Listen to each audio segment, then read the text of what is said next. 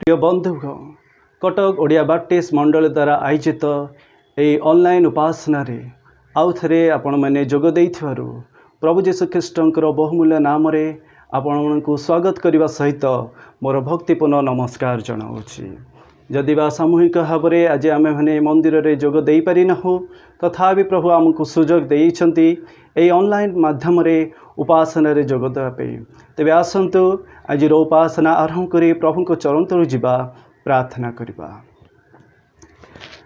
आहे आंभ मनकर करुणाम मंगलम स्वर्गवास पिता, आमे तुम नाम को धन्यवाद दौचु, तुमरी प्रशंसा करछु, तुमरी गौरव करछु पिता। ई सुंदर समय निमंते प्रभु तुमर उपस्थिति मध्य रखिथिबारु तुम नाम को धन्यवाद दौचु। धन्यवाद दो तुमरी प्रेम निमंते, धन्यवाद दो तुमरी दया निमंते, धन्यवाद दो आज प्रभु तुम्हें आम प्रत्येक को जीवित मान मध्य नाम स्थान देइथिबारु आमे तुम नाम को धन्यवाद दौचु। यही समय प्रभु प्रार्थना करछु आमनकर मंडली निमंते प्रभु आमर मंडली को तुम्हें आशीर्वाद परिपूर्ण कर प्रभु। प्रत्येक मुख्य कर्मकर्ता मान निमंते प्रार्थना करछु प्रभु तुमरे दास मान को जो गुरुदायित्व देइछ आज पर्यंत प्रभु तुम्हें सहसवती परमेश्वर ही आसुबारु आमे तुम नाम को धन्यवाद दौचु।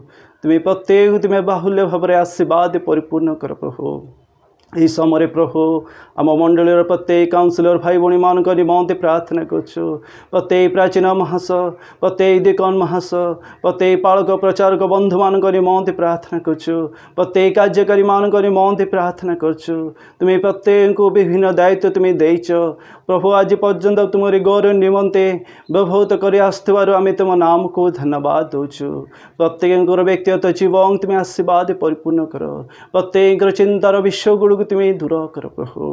यही समय प्रभु पिता परमेश्वर प्रार्थना करछु प्रत्येक ख्रीष्टीय परिवार गुड़िक निमंते प्रभु आम मंडल प्रत्येक परिवार गुड़िक प्रति तुम्हारी आशीर्वाद हस्त रख प्रभु। आज जो मैंने प्रभु विभिन्न रोग आक्रांत होती प्रभु तुम्हें से शज्जार निकटवर्ती है तुम से अदृश्य हस्तर स्पर्श दे प्रभु तुम्हें दिव्य सुस्थिर प्रदान कर प्रभु। तुम्हें से समस्त विषय द्वारा केवल तुम्हें गौरव पाओ, तुम्हें महिमान्वित हो प्रभु दया करो पिता परमेश्वर। यही समय प्रार्थना करछु प्रत्येक युवा युवती मान निमंते प्रभु जो मैंने कि प्रभु आगामी दिन में कॉलेज एडमिशन हवा को जाऊँ प्रभु तुम्हें से समस्त विश्वर भारत तुम्हें बहन कर प्रभु। यही यौवन अवस्था सैतान समस्त प्रकार चातुरी फांद आपद विपद रक्षा कर प्रभु। यही समय प्रार्थना करछु आमकर प्रभु प्रचारक महास बुद्धिराम भाई निमंते प्रार्थना करछु जो शारीरिक दुर्बलता देखा दे प्रभु से शज्जार निकटते है तुम से अदृश्य हस्तर स्पर्श दे प्रभु तुम्हें दिव्य सुस्थिर प्रदान कर एवं तुम्हारे दासों को आहरी बल शक्ति दे प्रभु तुम्हारी गौरव निमंते तुम्हें व्यवहार कर प्रभु। आज वाक्य निमंते प्रार्थना करछु प्रभु आज जो वाक्य तुम्हारे दास प्रदान करने जाऊँगी प्रभु विशेष कर आत्मा को अभिषेक दे तुम्हारे गौरव निमंते तुम्हें व्यवहार कर प्रभु। आज प्रभु ओडिशार विभिन्न क्षेत्र में तुम्हारे गौरव निमंते तुम्हें ताहां व्यवहृत कर आसुबारु आमे तुम नाम को धन्यवाद दौचु। परिवार तुम्हें आशीर्वाद परिपूर्ण कर प्रभु। से वाक्य द्वारा प्रभु तुम्हें आम प्रत्येक तुम्हें आशीर्वाद परिपूर्ण कर प्रभु। प्रभु आज जो मैंने प्रभु निज निज गृह रहीकि ओडिशा क्षेत्र हो ओडिशा बाहर हो प्रभु जो मैंने प्रभु आज उपासना जोग दे प्रभु तुम्हें समान को बहुल भाव में आशीर्वाद परिपूर्ण कर। आमनकर देश आमनकर राज्य आमनकर सहर आमनकर ग्राम प्रभु जो मैंने आज यही कोरोना भाइरस द्वारा आक्रांत होती प्रभु तुम्हें समान को दिव्य सुस्थिर प्रदान कर प्रभु। आज प्रभु वर्शिप लीड करुवा आम मंडलीर उपसभापति महासंघ निमंते प्रार्थना करछु प्रभु आत्मा को अभिषेक दे तुम्हारे गौरव निमंते तुम्हें ताहां व्यवहार कर। महिमा गौरव जुगे जुगे सब तुमर हो। प्रार्थना सुन लो बोली धन्यवाद दे शीघ्र आसुतवा नाजरेत यीशु नाम रे मागुछु आमेन। आसंतु यही समय प्रभुंकर प्रशंसा करू करू गोटे गीत गायन करवा। आम मध्य आमकर मंडलीर उपसभापति महास लाल मंडल महास भाई अच्छा मुझे अनुरोध करे से आम को वर्शिप रे आगे ने। नमस्कार प्रिय भाई भौणी माने आसंतु आमे एई गीतटी गाऊ 183 पृष्ठार आस प्रभु आस आज यही सभा स्थाने है चाही बसी अछु शून्य हृदय पूजा आयोजन है 183 पृष्ठार गीत।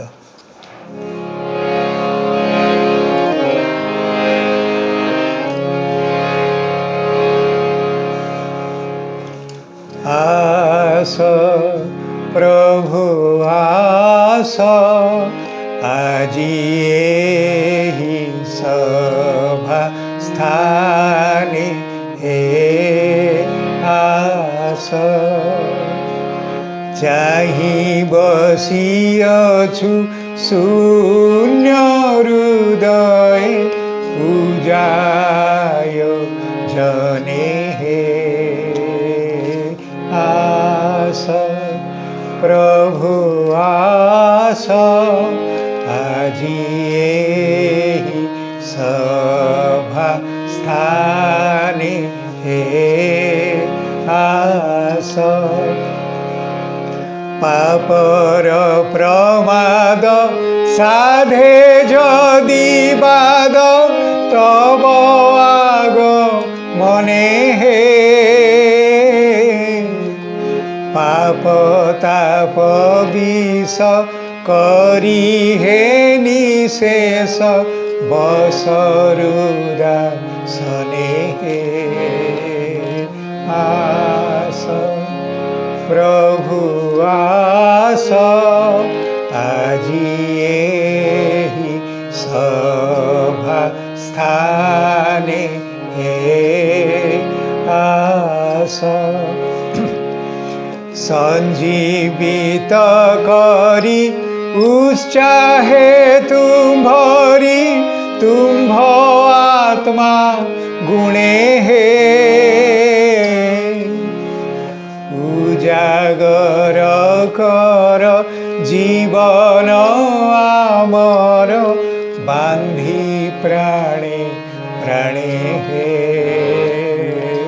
आस प्रभु आस आजी एहि सभा स्थाने हे आस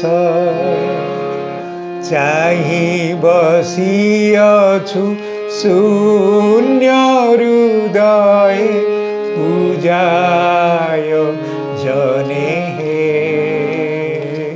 आस प्रभु आस आजी एहि सभा स्थाने हे आस।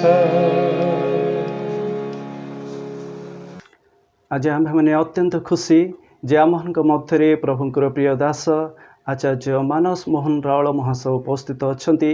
ମୁଁ ତାହାଙ୍କୁ ପ୍ରଭୁ ଯୀଶୁଖ୍ରୀଷ୍ଟଙ୍କର ବହୁମୂଲ୍ୟ ନାମରେ ଆହ୍ୱାନ କରିଅଛି ସେ ଏହି ସ୍ଥାନକୁ ଆସିବେ ଏବଂ ଯେଉଁ ବାକ୍ୟ ପ୍ରଭୁ ଆମମାନଙ୍କ ପାଇଁ ରଖିଅଛନ୍ତି ତାହା ଆମମାନଙ୍କୁ ଶୁଣାଇବେ। ଆଚାର୍ଯ୍ୟ ମାନସ ମୋହନ ରାଉଳ ମହାଶୟ। प्रभु जीशुଙ୍କ ପ୍ରିୟ ନାମରେ ଆପଣମାନଙ୍କୁ ମୋର ପ୍ରେମ ନମସ୍କାର ଜଣାଏ। ଆଜିର ଏହି ଅପରାହ୍ନ ଉପାସନାରେ ବାକ୍ୟ ଦେବା ପାଇଁ ପ୍ରଭୁ ମୋତେ ସୁଯୋଗ ଦେଇଥିବାରୁ ମୁଁ ପ୍ରଭୁଙ୍କ ନିକଟରେ କୃତଜ୍ଞ ହେବା ସହିତ କଟକ ଓଡ଼ିଆ ବାପ୍ଟିଷ୍ଟ ମଣ୍ଡଳୀର ପାଳକ ବୃନ୍ଦ ସଭାପତି ସମ୍ପାଦକ ତଥା ସମସ୍ତ କର୍ମକର୍ତ୍ତାମାନଙ୍କ ନିକଟରେ ମୁଁ ଧନ୍ୟବାଦୀ ଅଟେ। ପ୍ରଭୁ ଅନୁଗ୍ରହ କଲେ ଏ ବର୍ଷର ଅଷ୍ଟମ ମାସର ଶେଷ ସପ୍ତାହରେ ପହଞ୍ଚିବା ପାଇଁ ସୁଯୋଗ ଦେଲେ, ଦୁଃଖରେ ସୁଖରେ ଆମମାନଙ୍କର ସହବର୍ତ୍ତୀ ହେଲେ, ସେଥିପାଇଁ ଆମେମାନେ ବିଶେଷ ଭାବରେ ପ୍ରଭୁଙ୍କ ନିକଟରେ ଧନ୍ୟବାଦୀ ଅଟୁ। ପ୍ରଭୁ ଆମମାନଙ୍କୁ ଆଶୀର୍ବାଦ କରନ୍ତୁ। ଆଜିର ଉପାସନାକୁ ପ୍ରତ୍ୟେକଙ୍କୁ ମୁଁ ସ୍ୱାଗତ ଶୁଭେଚ୍ଛା ଜଣାଏ। ଆସ ଆମେମାନେ ପ୍ରଭୁଙ୍କର ବାକ୍ୟରୁ ଅଳ୍ପ ସମୟ ଦେଖିବା। ତାହା ଆପଣମାନେ ପାଇବେ ଜିସାୟ ତାର 26 ପର୍ବ 20 ପଦ। ଜିସାୟ ତାର 26 ପର୍ବର 20 ପଦ। ଆଉ ସେ ସ୍ଥାନ ଏପରି ଲେଖାଯାଏ, ହେ ମୋହର ଲୋକେ ଆସ, ତୁମ୍ଭର ଅନ୍ତରାଳୟରେ ପ୍ରବେଶ କରି ତୁମ୍ଭ ଚାରିଆଡ଼େ ଦ୍ୱାର ରୁଦ୍ଧ କର, କ୍ରୋଧ ବହିଯିବା ଯାଏ ଅଳ୍ପ କ୍ଷଣ ଆପଣାକୁ ଲୁଚାଅ। ହେ ମୋହର ଲୋକେ ଆସ, ତୁମ୍ଭର ଅନ୍ତରାଳୟରେ ପ୍ରବେଶ କରି ତୁମ୍ଭ ଚାରିଆଡ଼େ ଦ୍ୱାର ରୁଦ୍ଧ କର, क्रोध बहीजा जाए अल्प क्षण आपण को लुचाओ। इंग्राजी मध्य सुंदर भाव लिखा जाए, come my people enter your room and shut your doors behind you, hide योर सेल्फ for a little while until the रात इज पास्ट। आस आम मैंने प्रभुंर निकट में निज निजक समर्पण करवा। प्रभु ए वाक्य बुझे आम को साहाय्य करेंगे। प्रार्थना करवा। प्रेममय प्रभु धन्यवाद दौचु, तुम्हें आज आम मान को आउ थे ये ऑनलाइन उपासना रे जोग देवाई सुंदर सुजोग देल। प्रभु जदि आम मैंने एकाठी हो पारूना किंतु प्रभु तुम्हें आम मानकर सहित रहीच, आउ तुम्हें आम मानकर जत्न नौच, तुम्हें आम मानकर समस्त कार्य समस्त असुस्थता समय समस्त समस्या समय सहवर्ती होइच। प्रभु से तुम नाम को धन्यवाद दौचु। आज वाक्य को मु निज को आम प्रत्येक को तुम हाथ में समर्पण करी ए समस्त प्रार्थना त्राणकर्ता प्रेममय प्रभु जीशु प्रिय नाम रे मागुअछु, आमेन।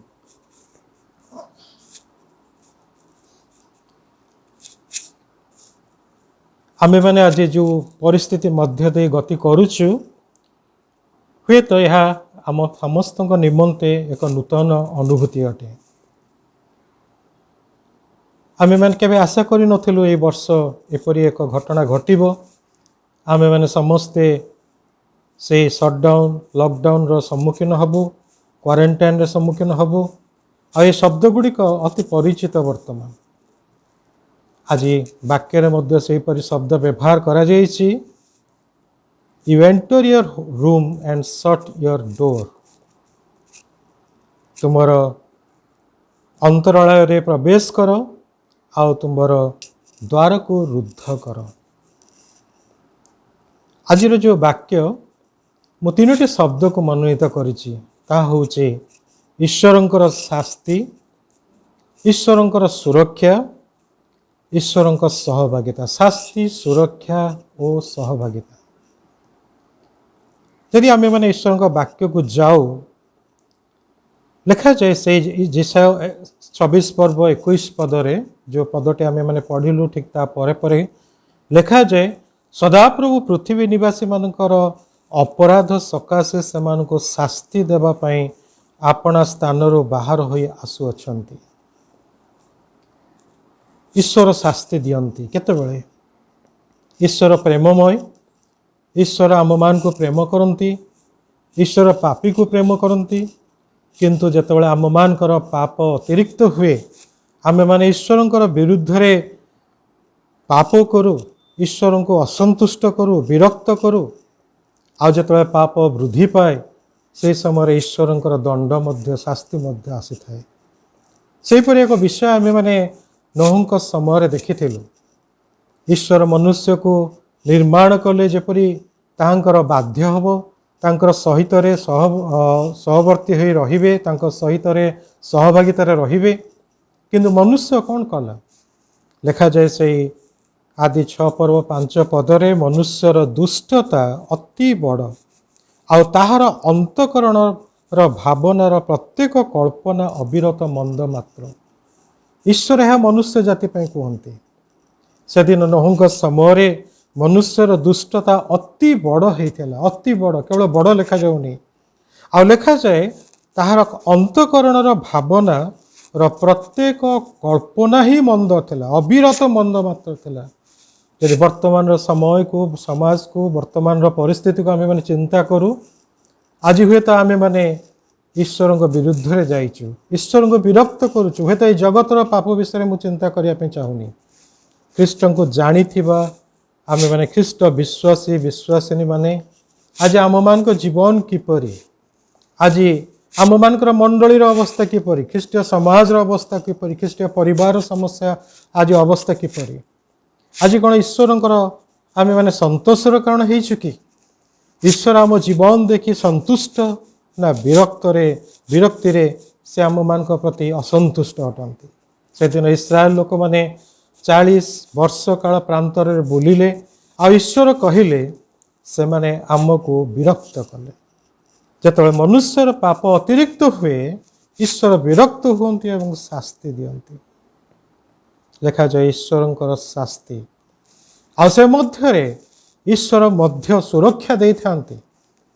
ଆମେମାନେ ଜାଣୁ ସେଦିନ ମିଶର ଦେଶରେ ଯେତେବେଳେ ମୋଶା କହିଲେ ଇସ୍ରାଏଲ ଲୋକମାନଙ୍କୁ ତୁମେମାନେ ଦ୍ୱାରକୁ ବନ୍ଦ କର, ତୁମେମାନେ ଦ୍ୱାରକୁ ବନ୍ଦ କର, କାରଣ ମୃତ୍ୟୁର ଦୂତ ସେ ରାତ୍ରରେ ଭ୍ରମଣ କରିବେ।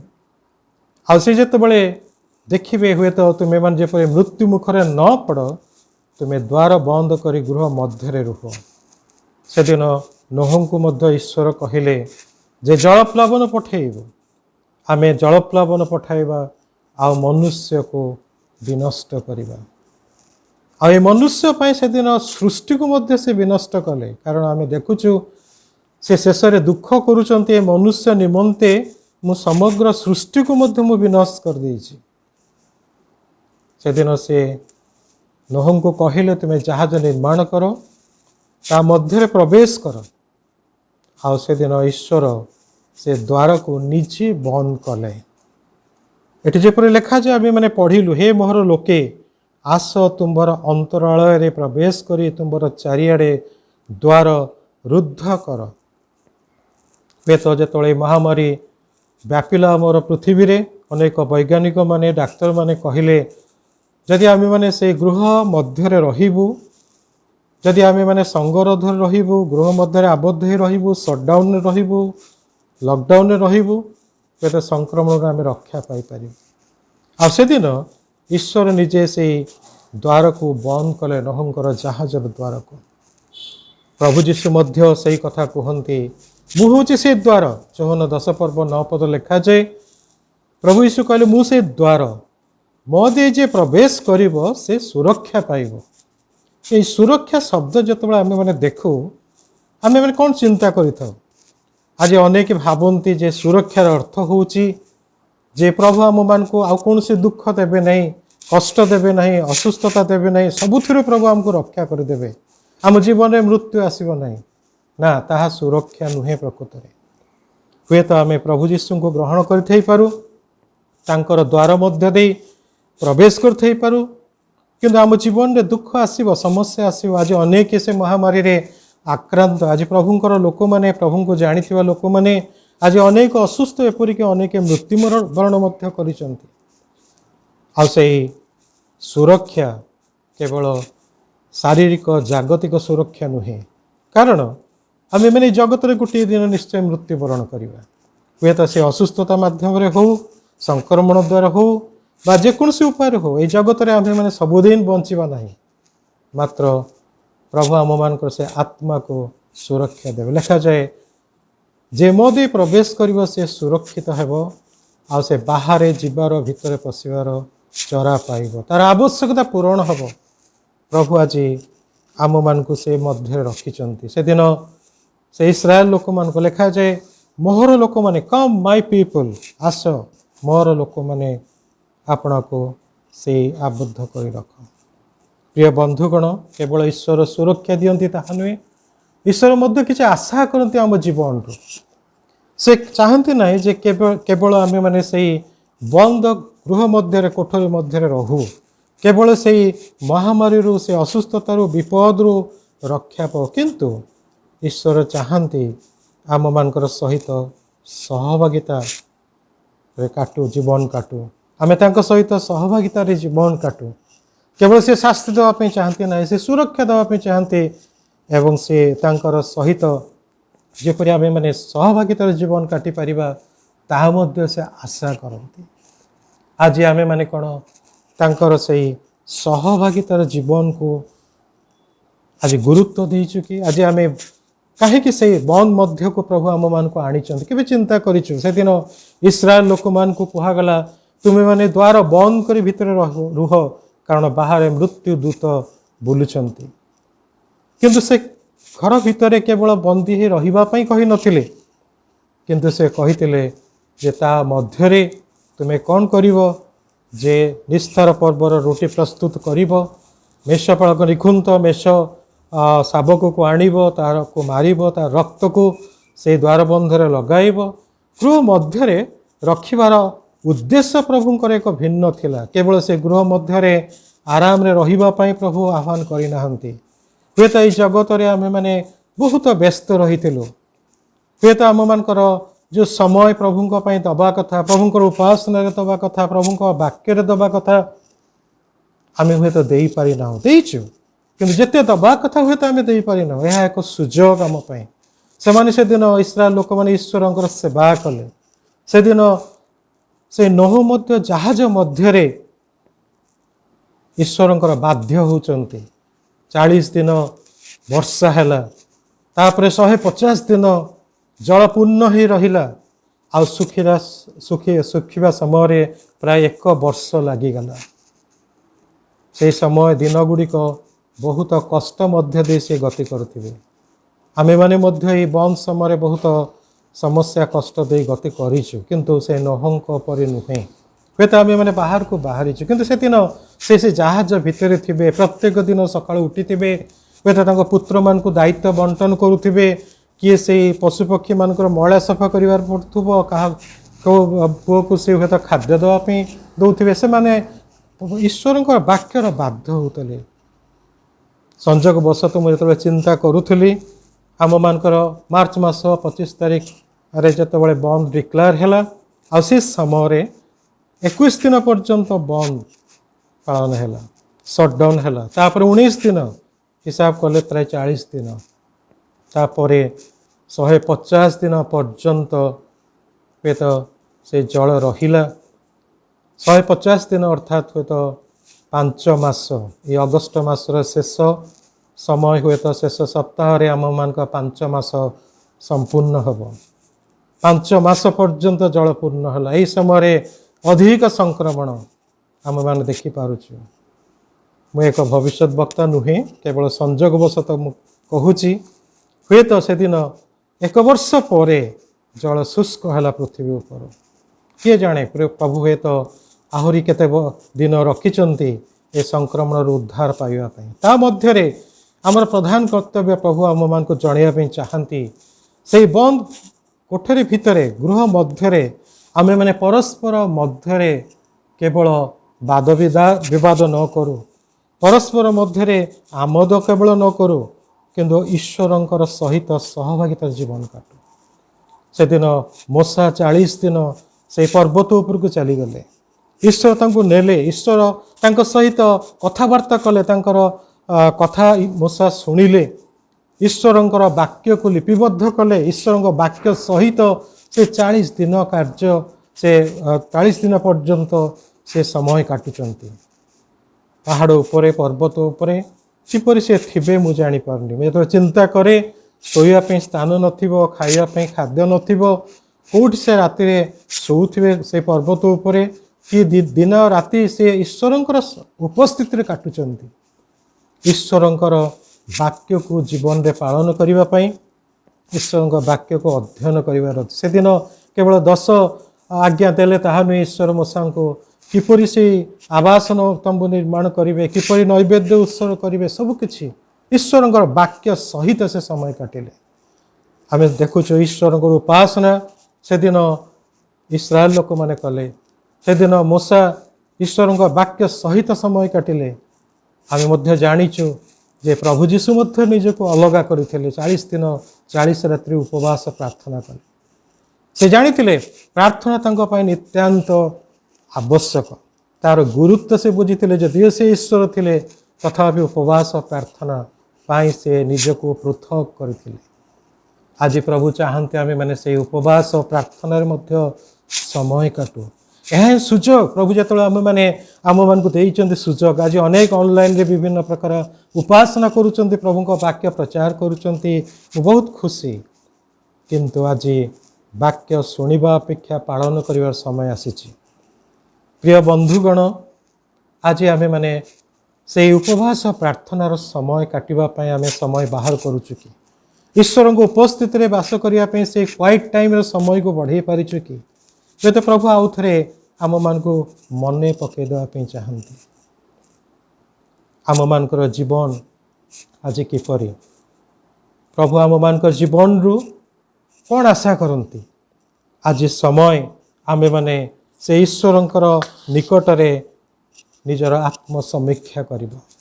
आज मो जीवन रे ईश्वर विरक्तिर कौन विषय रही कि ताकू मु निजे देखी मु मो जीवन को देखी आपण मैंने आपण मान जीवन को देखु कहीं कार जीवन देखा दरकार आत्मसमीक्षार जीवन आज मोर धार्मिकतार जीवन रे कलंक लगी जाइए प्रिय बंधुगण आज प्रभु आम मान निर्भर करुँच देश को सुस्थ करने आम देश में जो विपद आसी समय आम मैंने आम मान ईश्वर अपेक्षा करिसेंति आमे माने से गृह मध्य निजर वस्त्र नुहे मात्र निजर अंतकरण चिरु लिखा जाए यही दिन मानकर आमे माने गोटे पद को अनेक थर से प्रार्थना सभा गुड़िक पढ़ीचु द्वितीय वंशावली तार से 7 पर्व 13 पद 14 पद रे गोटे कथा लिखा जाए हुए तो आपण मैंने अनेक थर पढ़ी लिखा जाए आंभे वृष्टि नोहिबा पई आकाश रुद्ध कले अबा देश विनाश करने पंगपाल मान आज्ञा देले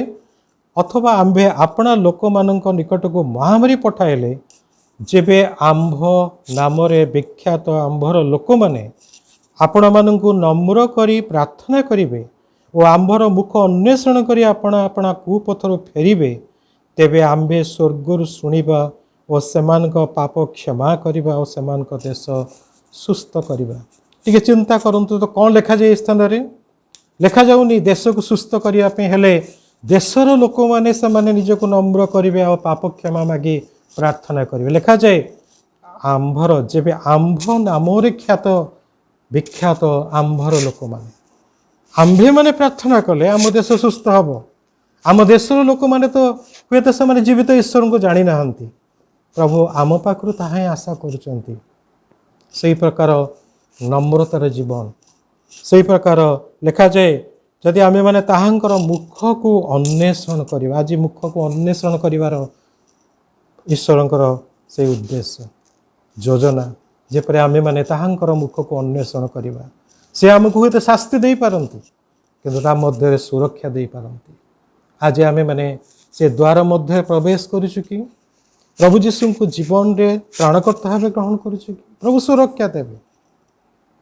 हुए तो आम मान जीवन रे यही जागतिक विपद को भय करवा नहीं रोग संकट को भय करवा नहीं कारण लिखा जाए जी से शरीर एवं आत्मा को भी नष्ट करती ही आम भय करवा केवल शरीर को नष्ट करुवा व्यक्ति बा रोग को भय करवा नहीं आज प्रभु निकट निज जो समर्पण कर कहीं से दिन सदम गमरा को ईश्वर ध्वंस कले जानते कि कारण कौन कौन से पाप जोगु हाँ निश्चय से पाप जोगु सदम गमरा नगर दुईट ध्वंस है किंतु कौन लिखा जाए अब्राहम सहित जो ईश्वर कथोपकथन करुँच 50 जन धार्मिक थे तुम्हें प्रभु तुम्हें कौन ता ध्वंस कर 45 जन 40 जन 30 जन 10 जन शेष 10 जन को मध्य ईश्वर पाइले ना प्रिय बंधुगण से दिन धार्मिक 10 जन न जोगु सदम गमरा विनष्ट है लिखा जाऊनी से माने पापी थिबा जो 10 जन धार्मिक थांते वे तो से दुईटी नगर रक्षा पाई पारते प्रभु आज धार्मिक मान को अपेक्षा करते आज प्रभु आम मान को तांकर रक्त रे धार्मिक गणित करिसंती आ से धार्मिक व्यक्ति जे आंभे माने आम मान धर्म कर्म रे कौन से कलंक लगी कि आज आसु प्रभु निकट रे निज निज को समर्पण करो निजर अंतकरण को चिरी दो प्रभु निकट रे निजर जीवन को नम्रतार समर्पण करो प्रभु आम मान को आशीर्वाद करंतु प्रभु शास्ति दियंती सुरक्षा दियंती आशा करते ये दिन मानक सहित अधिक घनिष्ठ सहभागितार जीवन काटू से दिन दाऊद कहले हे परमेश्वर मोहर अनुसंधान कर और मो अंतकरण परिचय निय मते परीक्षा कर और मोहर संकल्प सब ज्ञात हो आ मो अंतर दुष्टतार मार्ग अच्छी कि नहीं यह देख पुणी अनंत पथरे मते गमन कर प्रार्थना कर प्रेममय प्रभु से दिन दाऊदंको परे आमे माने प्रार्थना करुछु हे परमेश्वर मोहर अनुसंधान कर मु आउ कहा विषय कहू ना प्रभु तुम्हें मोर अनुसंधान कर मो अंतकरण परिचय निय मते परीक्षा कर मोहर संकल्प सब ज्ञात हो आम अंतर ଦୁଷ୍ଟତାର ମାର୍ଗ ଅଛି କି ନାହିଁ ତାହା ଦେଖ, ପୁଣି ଅନନ୍ତ ପଥରେ ମୋତେ କହିଲେ। ଧନ୍ୟବାଦ ଦେଉଛୁ ଆଜିର ବାକ୍ୟ ନିମନ୍ତେ, ତାହା ଗ୍ରହଣ କରି ପାଳନ କରିବା ପାଇଁ ମୋତେ ଏବଂ ଆମ ପ୍ରତ୍ୟେକଙ୍କୁ ସାହାଯ୍ୟ କର।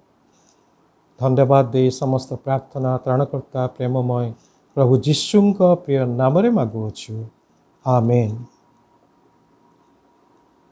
ସୁସ୍ଥ ରୁହନ୍ତୁ, ସୁରକ୍ଷିତ ରୁହନ୍ତୁ। ପ୍ରଭୁ ଆମମାନଙ୍କୁ ଆଶୀର୍ବାଦ କରନ୍ତୁ, ଆମେନ୍। ଆଉ ଥରେ ପ୍ରଭୁଙ୍କ ଦାସଙ୍କୁ ଅଶେଷ ଧନ୍ୟବାଦ ଦିଏ ଯେ ପ୍ରଭୁ ତାଙ୍କର ଦାସଙ୍କ ମୁଖ ମଧ୍ୟ ଦେଇ ଅତି ସୁନ୍ଦର ବାକ୍ୟ ଆମକୁ ଶୁଣାଇଥିବାରୁ ପ୍ରଭୁଙ୍କ ମହତ୍ ନାମକୁ ଧନ୍ୟବାଦ ଦେବା ସଙ୍ଗେ ସଙ୍ଗେ ପ୍ରଭୁଙ୍କ ଦାସଙ୍କୁ ମଧ୍ୟ ଅଶେଷ ଧନ୍ୟବାଦ ଦିଏ। ଯଦି ବା ଆମ୍ଭେମାନେ ପ୍ରତିକୂଳ ପରିସ୍ଥିତି ଦେଇକି ଯାତ୍ରା କରୁଛୁ ସତ, କିନ୍ତୁ ଏହି ପ୍ରତିକୂଳ ପରିସ୍ଥିତି ମଧ୍ୟରେ ମଧ୍ୟ ପ୍ରଭୁ ଆମକୁ ତାଙ୍କ ଦାସଙ୍କ ମୁଖ ମଧ୍ୟ ଦେଇ ବାକ୍ୟ ଦ୍ୱାରା ସେ ସମସ୍ତ ବିଷୟଗୁଡ଼ିକ ଆହୁରି ଆମକୁ ସ୍ମରଣ କରାଇ ଦେଇଛନ୍ତି। ଏହି ସମୟରେ ଆସନ୍ତୁ ଆମ୍ଭେମାନେ ଗୋଟିଏ ଗୀତ ଗାୟନ କରିବା। ଗୀତ ଗାୟନ ସମୟରେ ଆପଣମାନେ ନିଜ ନିଜ ଗୃହରେ ରହିକି ନୈବେଦ୍ୟ ଗୁଡ଼ିକ ସଂଗ୍ରହ କରିବେ ଏବଂ ପରବର୍ତ୍ତୀ ସମୟରେ ଆସିକି ତାହା ଅଫିସରେ ଆପଣମାନେ ଦେଇପାରିବେ। ଏହି ସମୟରେ ଆମେ ଗୋଟିଏ ଗୀତ ଗାଇବା, ତାହା ହେଉଛି ଆସିଛୁ ଆମେ ଆସିଛୁ ପ୍ରଭୁ ତବ ଦ୍ୱାରେ ଆସିଛୁ। ଆସିଛୁ ଆମେ ଆସିଛୁ ପ୍ରଭୁ ତବ ଦ୍ୱାରେ ଆସିଛୁ। ତବ ପଦେ ଆସିଛୁ ଭକ୍তি ভরে প্রণমুଛୁ। ଆସିଛୁ ଆମେ ଆସିଛୁ ପ୍ରଭୁ ତବ ଦ୍ୱାରେ ଆସିଛୁ। आहे विश्वपति करुए मिनती थाउए आमर तब पदे मति। तुमे जे आमर प्राण पति चरणे शरण पशुछु।